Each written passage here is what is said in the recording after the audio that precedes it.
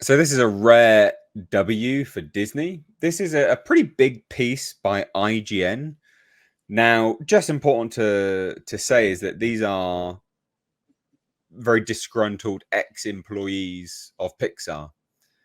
So maybe they're saying stuff which isn't true. Who knows, right? But you can sort of cross-reference what they're saying with what was out there, and so I believe it basically. But there's a lot here, a hell of a lot. They talk about like week-long crunches for Inside Out 2. They also talk about Lightyear, the movie, why Disney thinks that movie didn't do very well, and also why they were trying to change certain bits and pieces about Inside Out 2.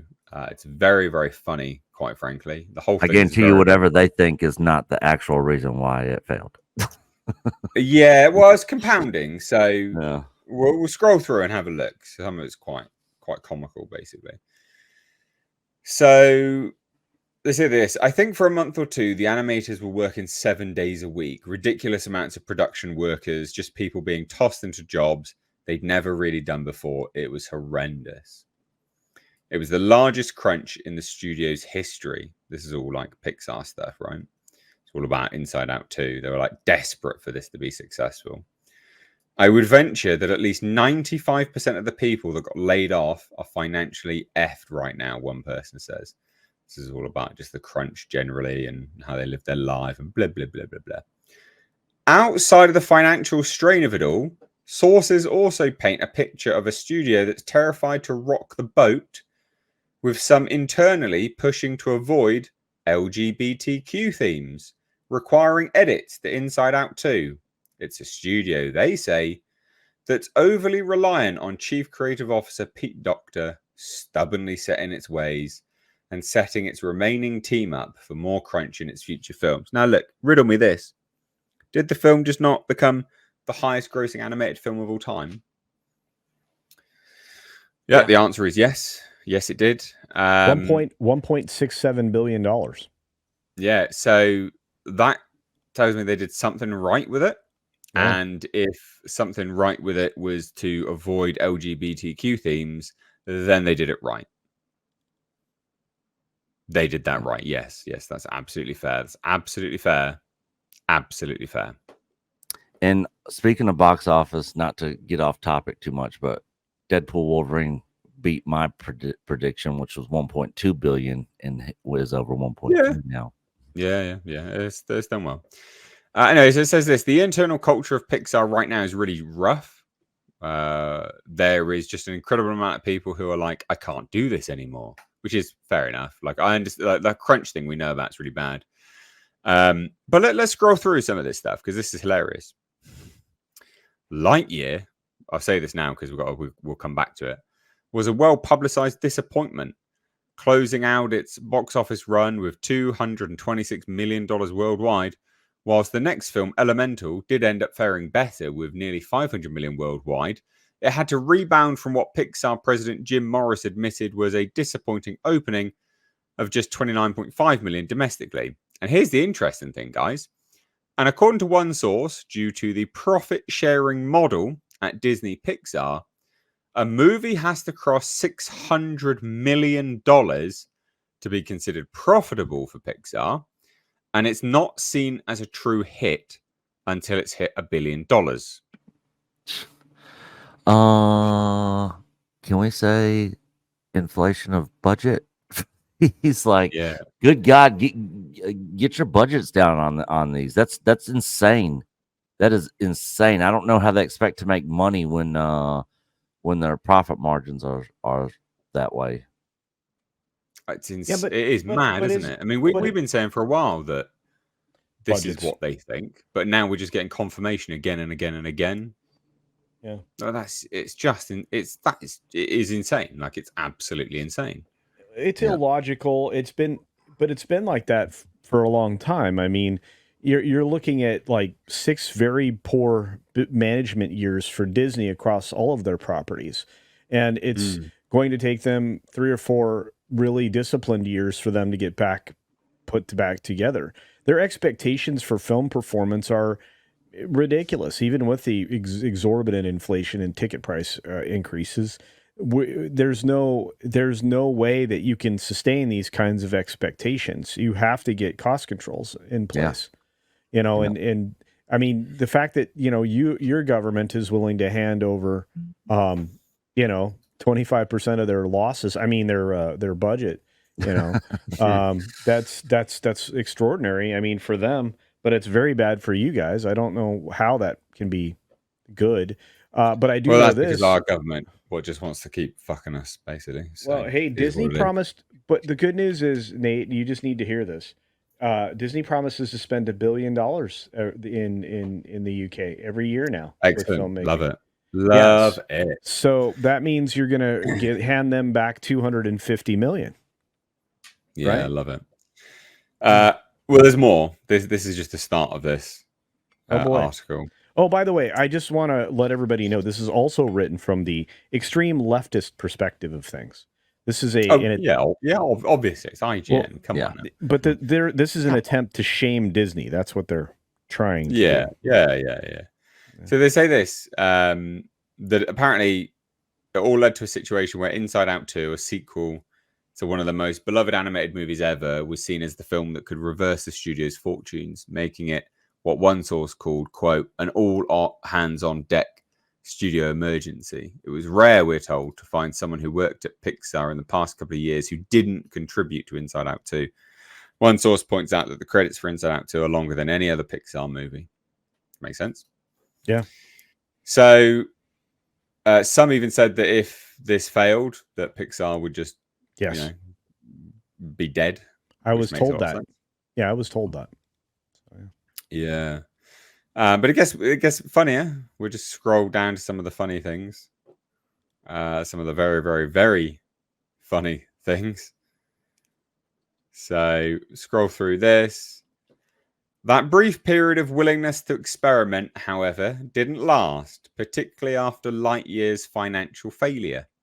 Sources say Pixar lost the desire to take risks, either in its creative appointments or in its story decisions. As reported at the time, there were many reasons why Lightyear disappointed at the box office. A confusing spin-off concept, a new voice for Buzz, growing pains in coming from Disney Plus back to theatrical. Doctor even admitted that it prompted a lot of soul-searching at the studio, citing some of Lightyear's conceptual and character issues. But multiple sources say that Disney leadership internally put a large part of the blame for Lightyear's financial failure on a same-sex kiss in the film, which was briefly removed, then reinstated after an internal staff uproar. In a joint statement to Walt Disney Company leadership, LGBTQ workers and allies at Pixar said leadership was censoring, quote, overtly gay affection at a time where employees were also protesting the company's response to Florida's Don't Say Gay bill. Right, I'll just say from the off, right, look, ladies and gents, you can be gay, you can do whatever you like. No one gives a shit.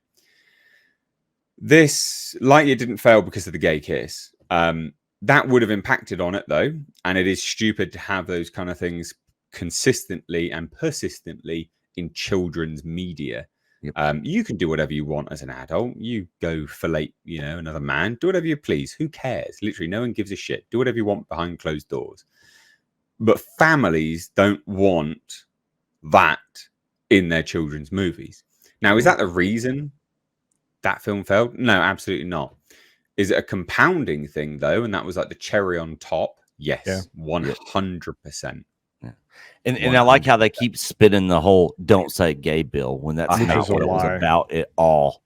Yeah. I know they just keep that narrative going. It was literally don't say anything. Don't indoctrinate anyone in anything, Bill. Was what it was. Be sensible. Be smart. Yeah, they're talking about like second, third graders, like in these books that were showing very adult pornographic type stuff. Oh, like that's what it was about, not anything about this "don't say gay" bill thing. It's stupid. Yeah. So obviously that's quite comical. I think it's funny that Disney's leadership just blamed that, though, out of everything. They just went to that. It couldn't possibly be that their other decisions were terrible as well. No. It was just that one kiss. No, Disney. It was everything. Okay, it was absolutely everything. That whole thing was a complete shit show. And I like this. This is funny. Like, how revealing is this? That there was a letter from LGBTQ workers, right, talking about, addressing company leadership and talking about them censoring overtly gay affection. Yeah, you should be doing that in children's media. You should be censoring overtly homosexual stuff. You should, even if it was heterosexual. Yeah, it's got no place. Yeah. Now it says this. It is, as far as I know, still a thing where leadership, they'll bring up Lightyear specifically and say, oh, Lightyear was a financial failure because it had a queer kiss in it. One source tells IGN. That's not the reason the movie failed. No, it is one of, though. Yeah. It contributed, for sure. Yeah. But check this out. Now, Doctor largely uses language of making universal stories, which to him means something that's very homogenous that anyone can relate to. Good. That sounds good. That sounds like what people should be doing as a business. Something that anyone can relate to. Yeah, it should be something that anyone can relate to. Why are they writing this as if it's like a big shock, like a big expose? I mean, that's mad. That's absolutely mad. Yeah, people can't relate to things that a minority group is involved in, Yeah, you cater to the minority. Yeah. You disenfranchise the majority. Yep. That's just what happens. That's what I'm told anyway. I'm told that unless I see myself represented on screen, I can't enjoy something. I'm told that all the time, actually. That's why everything has to be race swapped. Yep. It doesn't work. I mean, again, you want to tell authentic stories, you have to use authentic people. I'm just, it's one of the reasons why there was so much backlash with the Snow White thing. Yeah. But you're correct in pointing out the gay kiss wasn't the biggest thing. That could have been that would have gotten deleted for the China release if that ever was going to happen, which it wasn't. It was just chock full of agenda and nonsense. It was very bland. It was probably one of the most boring stories, and there wasn't anything, particularly engaging for young minds or to keep them intrigued or, entertained. There wasn't a great moral lesson involved. It was, the conversation around wasting time was probably the only message that there was there. Wasting the time in pursuit of a goal that you can't achieve, and so on and so forth. It was just remarkably bad from beginning to end. And most of us grew up in a time and age where the morality lessons in shows and movies was a major part of it. Going back to G.I. Joe, Transformers, at the end they would have like public service announcements, Full House, Family Matters, all that stuff. It had the slow, sad music playing, and then they'd hug, and then you'd learn some sort of lesson, and now it's like none of that stuff's out there. It's all this weirdo minority crap that they're trying to push on people. And Pixar, frankly, has not been the same since Lasseter left. It has been on a steady decline. When he left, that company just has constantly been going down. Yeah, well, it gets worse. Well, it gets worse with their wording because they're really trying to shame people here, but it gets funnier. The apparent hesitance to touch on LGBTQ theme storylines in particular affected Inside Out 2's development. Remember, this is the biggest animated movie of all time. According to several of our sources, multiple people recall hearing about continuous notes to make Riley, the main character of both Inside Out movies, come across as less gay, leading to numerous edits that ramped up around September 2023 after the resolution of the WGA strikes. Sources describe rumors that there was a special care put into making the relationship between Riley and Val, a supporting character introduced in Inside Out 2, seem as platonic as possible, even requiring edits to the lighting and tone of certain scenes to remove any trace of romantic chemistry. One source describes it as just doing a lot of extra work to make sure that no one would potentially see them as not straight. Yeah, good. Yeah. It worked. Like what you throwing your toys out the pram for. Good. Gets better because remember, they've just said all of that. It's worth noting that Pixar released a short in 2015 that followed Riley's first date with a boy. Still, many fans online started to call out queer coding in Inside Out 2 from the moment the first trailer arrived. Inside Out 2's blah, blah, blah. So the movie also teased a deep, dark secret that Riley was harboring throughout, only to reveal in the post-credits that the secret was that she once burned a hole in the carpet. Many fans, however, thought the reveal would be that Riley was actually grappling with her sexuality, and even felt baited over what it actually was. Boo-hoo. Fuck off, you weirdos. Yeah. Like, you're trying to ship weird CGI characters together to make your gay fantasies come reality. You're fucking weird. Yeah, in children's programming. Yeah, in a children's program. And so one source says this, mind you, Riley is not canonically gay. In the film, what you saw, nothing about Riley says that she's gay, but it is kind of inferred. So she is then, isn't she? You idiot. Like, they're saying that she's not gay, but it is inferred that she is actually, based on certain contexts. And so that is something that they tried to play down at multiple points. Yeah, good then. Yeah. They did the right thing. Another source calls some leadership uncomfortable with queer themes at large, and the insistence on keeping those themes out of Inside Out 2 was a big thing throughout development. Good. I mean, that's it. There's some other stuff just about Inside Out 2 as a whole, but it's not that interesting, really. I thought it was more comical talking about the whole sort of queerness, the gayness of it all that they were trying to sort of blot out, and it's how they worded it. And if they would have went heavy, and if they would have went heavy on all that stuff, I guarantee you this movie wouldn't even have crossed $1 billion. Yeah, no way. I would. I don't know if it would have crossed. I don't know if it. I think maybe it still would have crossed $1 billion. Well, no, it depends, really. Actually, to be honest, I don't know. Because a lot of families would have been like, "No, we're not taking our kids to this." If they went heavy on it, I'm saying if they went heavy on it. Yeah, if the ending was, the deep dark secret is that she's a lesbian blatantly heavy. Like that. Yeah. No, I think you're right there because people would just be like, "What is this?" Yeah, So yeah, I think you're right there. To be honest, culture. Look, I mean, had this not been the case, or even if it wasn't, had they done what they looked like they were doing and put all of these themes into this particular film, it would not have performed well. People were truly and completely tired of this. If you look at, which I'm trying to do right now, if you look at the first weekend of this film, it needed good word of mouth. And I think that it had the early word of mouth come out on this, that it was, woke and everything else. I think it would have killed the film. I mean, it didn't take long for people to figure out on the other recent Disney films, when there was an agenda, because they went looking for it.